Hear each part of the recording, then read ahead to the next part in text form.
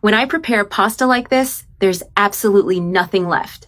I start by placing the pasta into water that's already boiling, ready to cook.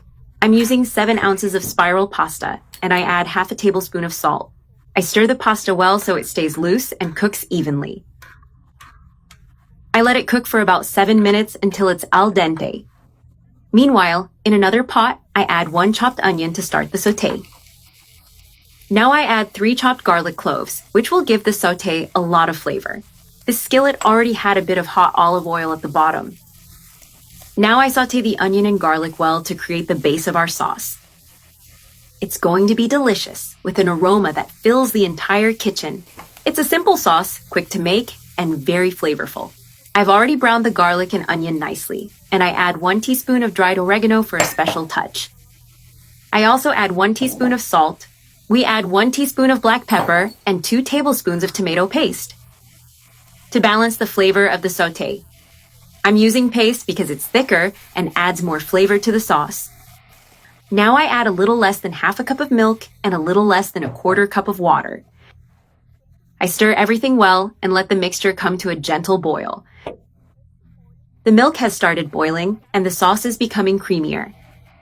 Now I stir in about 7 ounces of heavy cream to make the sauce smooth. I pour all the cream into the pan and gently combine it with the rest. I add about 5 ounces of shredded mozzarella cheese that will melt into the mixture. I also add 1 tablespoon of butter, which will give it shine and flavor. I stir everything thoroughly until the sauce is fully combined and the ingredients are well integrated. Let the cheese melt completely along with the cream and the butter. The cheese has melted perfectly, and the result is a smooth, even sauce. Now, with the pasta already drained, I add it straight into the sauce. I stir gently, so all the pasta is coated with this creamy sauce. Look at this wonderful sauce, thick and full of flavor. What matters most is that the flavor is balanced and really tasty. It turns out absolutely amazing. Now I turn off the heat and move on to the final part of the preparation.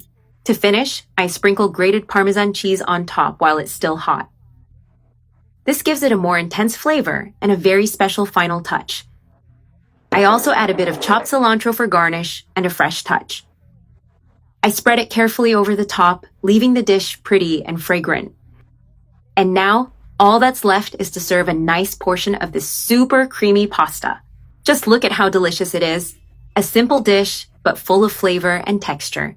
And now, all that's left is to enjoy this creamy, delicious, and flavorful pasta dish.